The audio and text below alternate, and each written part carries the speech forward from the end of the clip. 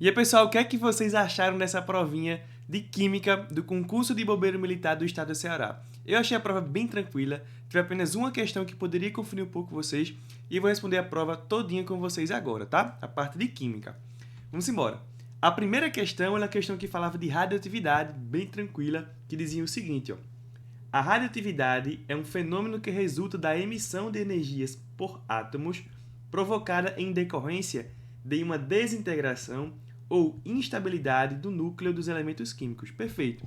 Ele só está conceituando o que é a radioatividade. Depois ele continua. Com relação à radioatividade, considere as afirmações. E depois ele quer saber aquilo que está correto. Vou analisar. Em transformações nucleares, o núcleo do átomo sofre alterações. Perfeito. Eu tenho as emissões beta, tenho a emissão alfa, tenho a emissão gama, em que essas emissões elas podem provocar a alteração do núcleo do átomo, tá? Então está corretíssima essa primeira afirmativa aqui. Segunda, a radioatividade da partícula alfa, beta e das ondas gamas são as mais comuns. E exatamente, ele dizer que é mais comum dá a entender que existem outras, e realmente existem outras radiações, tá? Mas as mais comuns são exatamente essas três aí que ele citou. Então também está verdadeiro. Terceiro, quando um átomo instável emite uma partícula beta, aumenta-se o número atômico em uma unidade. Então ele está querendo dizer o seguinte, ó.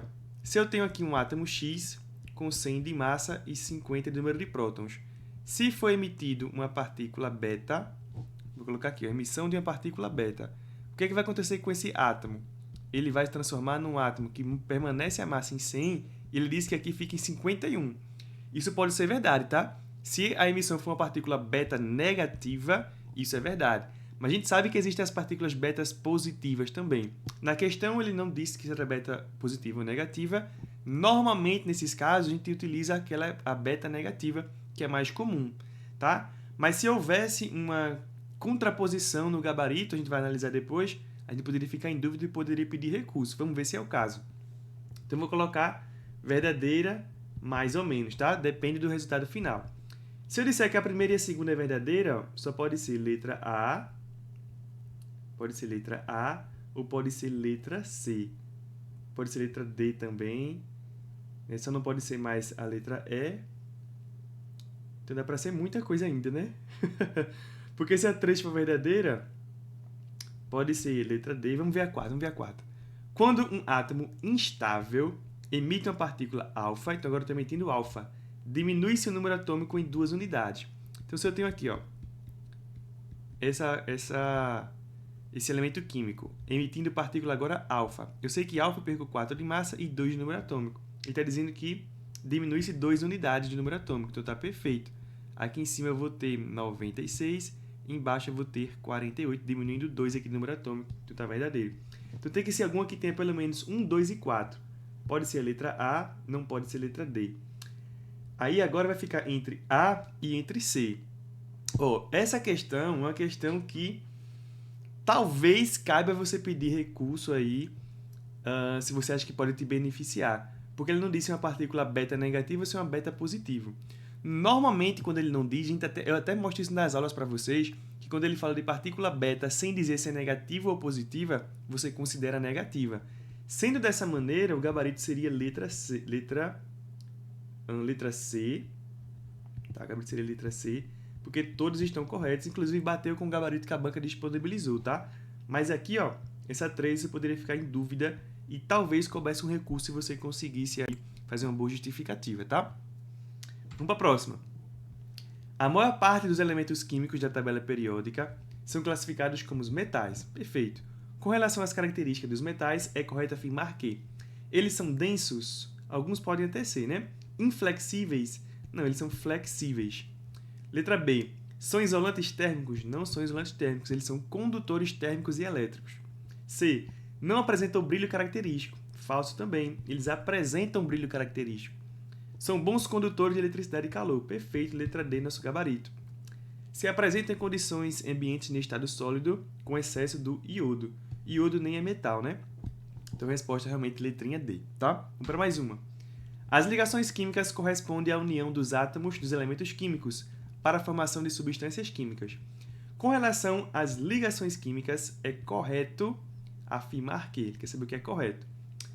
Não existem elétrons livres nas ligações metálicas. Falso, muito falso. A gente sabe que a ligação metálica ela é formada pelo mar de elétrons. Os elétrons estão livres ali. Está muito falsa essa alternativa. B. Transferência de elétrons ocorre nas ligações covalentes. Não acontece transferência de elétrons, é um compartilhamento. Quem transfere elétron é ligação iônica. C. Tipo de ligação química que ocorre entre cátions e ânions é chamada de ligação iônica. Tipo de ligação química que acontece entre cátions, cargas positivas, ânions, cargas negativas, é chamada de ligação iônica. Perfeito, letra C. Tá? Ligação iônica nada mais é do que uma atração de cargas de um cátion com um ânion. Perfeito. D. Ocorre compartilhamento de elétrons nas ligações iônicas. Não é compartilhamento, é uma transferência de elétrons. Letra E. A teoria do octeto surgiu pela observação dos gases nobres. Perfeito. E é comum ser aplicada às ligações metálicas. Não é aplicada em ligação metálica. Ligação metálica é o mar de elétrons, tá? Então, vamos para a próxima questão. Questão de número 88. A eletroquímica correlaciona o envolvimento das reações químicas com corrente elétrica e potencial elétrico, certo? Algumas reações podem gerar corrente elétrica de forma espontânea, que seria o caso das pilhas, enquanto outras podem necessitar de corrente elétrica para acontecer, que é o caso da eletrólise. Atente para o que se afirma a seguir com relação à eletroquímica e assinale V com o que for verdadeiro e falso com o que for falso. Vamos lá. Através da eletroquímica, tem-se o desenvolvimento de baterias, certo? Perfeito. Células solares, pode ter também. Técnicas de produção de diversas substâncias químicas, pode ser também. A gente sabe que a eletrólise produz algumas substâncias, né? Puras, inclusive. Então, está verdadeira a primeira afirmativa. Eletrólise são reações de oxirredução espontânea. Já está errado aqui, ó. Não é espontânea, tá? Quem é espontâneo são as pilhas. Então, aqui já é falso. Próxima afirmativa. As reações de oxirredução ou reações redox. Reação de oxirredução ou reação redox é uma reação em que vai acontecer uma redução e uma oxidação numa mesma reação. São assim chamadas porque englobam duas semi-reações importantes que ocorrem de forma concomitante a de oxidação e redução. Perfeito, exatamente isso que eu acabei de falar para vocês. Então aqui a resposta é a letrinha B, ó, VFV, tá? Vamos para mais uma. Agora é uma questão de separação de misturas. Separação de mistura é o processo utilizado para separar duas ou mais substâncias e isolar o componente de interesse, certo? Mistura é a combinação de duas ou mais substâncias que podem ser separadas através de processos adequados. Relacione corretamente os processos apresentados a seguir com as suas respectivas definições, numerando os parênteses abaixo de acordo com a seguinte indicação. Então eu tenho que ver aqui essas separações de mistura e indicar aqui em cada um desses parênteses qual é cada uma dessa separação. Vamos lá. Separação entre substâncias líquidas miscíveis através da temperatura de ebulição. Miscível quer dizer que elas se misturam, tá? Você tem ali uma única fase. Você não consegue visualmente observar essa diferença de composição. E eu utilizo a temperatura para separar elas. Que separação é essa? Só pode ser destilação. A destilação fracionada nesse exemplo que ele está dando aqui, né? Como eu só tenho uma destilação, vai ser a fracionada mesmo. Mas normalmente a fracionada a gente utiliza quando eu tenho 3 ou mais substâncias misturadas. Se ele falasse somente 2, a gente poderia utilizar a destilação simples, tá? Mas fracionado normalmente é utilizado para 3 ou mais substâncias. Próximo. Separação realizada em uma mistura gasosa que é resfriada. Já dá para saber o que é. Você tem um gás que tem as partículas afastadas, resfria, ele fica mais juntos, condensando, né? Isso aqui é uma liquefação fracionada, ó. Ou quando se eleva a pressão do sistema, ou seja, você eleva a pressão, você junta ainda mais essas partículas, essas moléculas, até um dos componentes se tornar líquido. Exatamente. Perfeita definição da liquefação fracionada. Já dá para marcar 3 e 4? Já dá, né? Letra D. Separação entre misturas que apresentam densidades diferentes. Decantação. Decantação é um exemplo que separa por densidade. Separação entre substâncias sólidas mediante a passagem de água pela mistura. Aqui só sobrou a segunda questão, que é a letrinha... só sobrou a segunda afirmativa, que é levigação. Muito utilizado no garimpo de ouro, por exemplo, tá? Então, resposta letrinha D da questão 89. Vamos lá. Essa daqui talvez foi uma que deu pra gente ficar um pouquinho em dúvida nessa questão, tá? Principalmente se você não sabia direitinho a definição de entalpia, entropia, energia, calor. A termoquímica é um ramo da termodinâmica dentro da química que estuda a demanda de calor pelas reações químicas. Em relação à termoquímica, há essa alternativa que é verdadeira.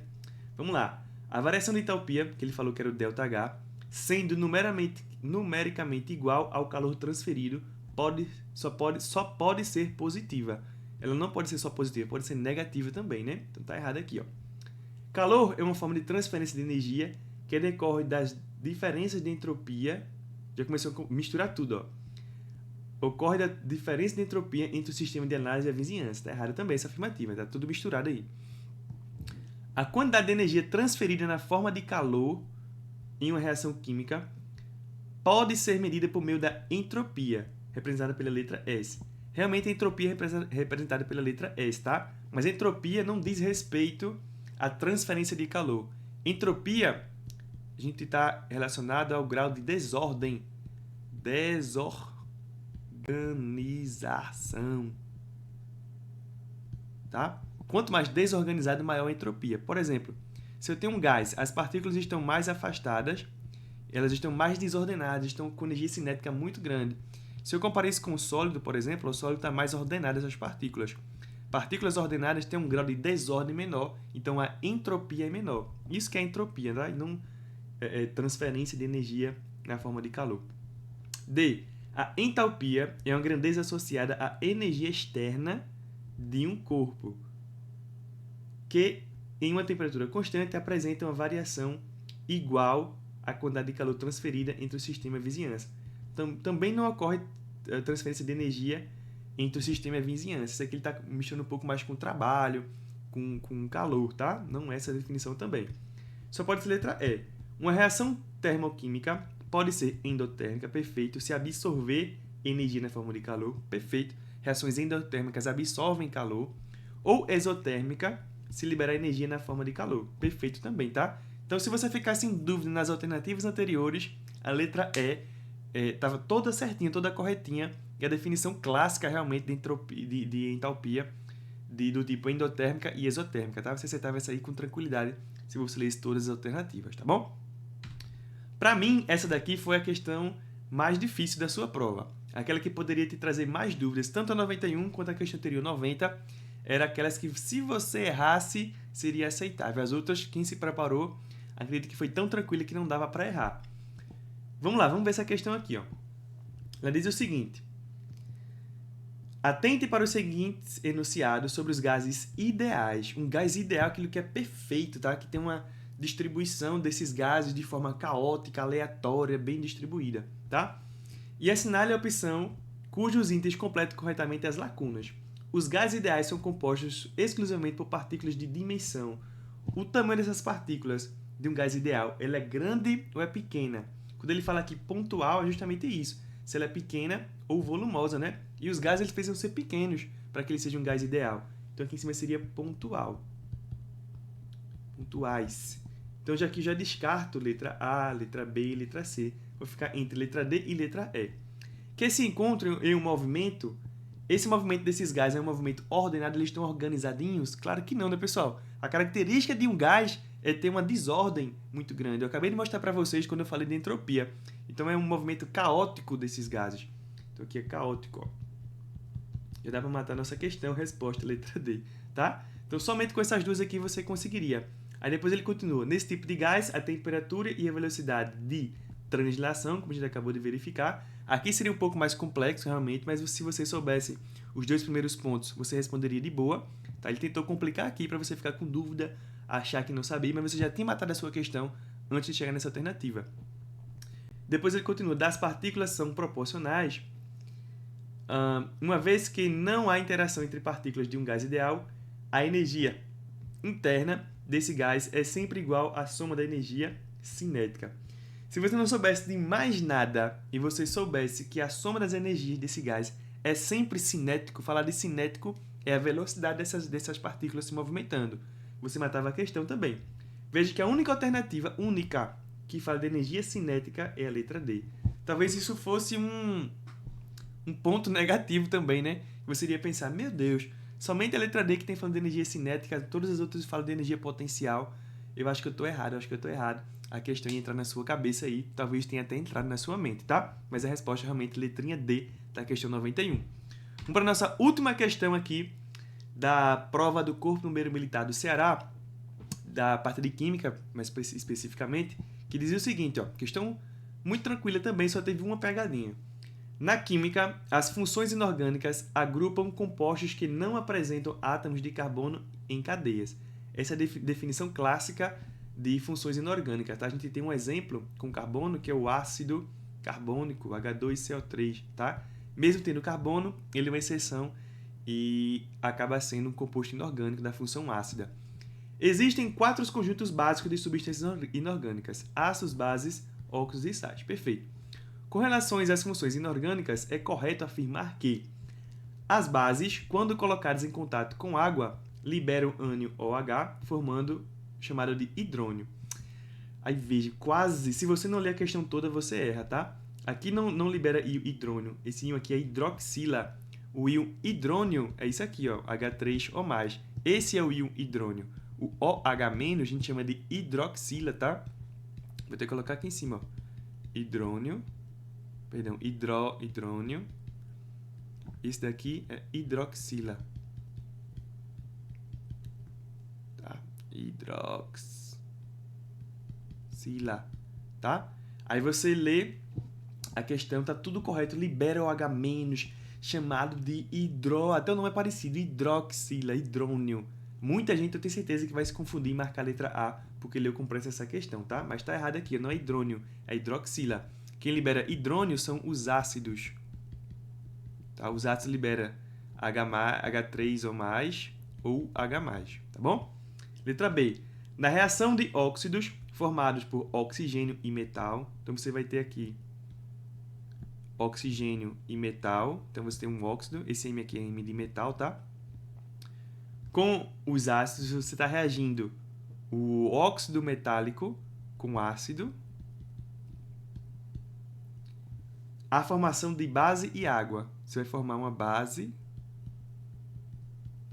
mais água. Ele quis aqui trazer uma confusão para você se confundir com a teoria de ácido e base, com a teoria de sal, perdão. Se você juntar um ácido com uma base, você forma sal e água. Não existe essa definição de um óxido metálico reagindo com ácido, vai formar base e água, tá? Aqui você poderia formar até um sal, porque esse óxido aqui com o metal é um óxido básico. Se reage um óxido básico com um ácido, você poderia formar um sal e água, não base e água, tá? Então tá errado isso aqui, ó.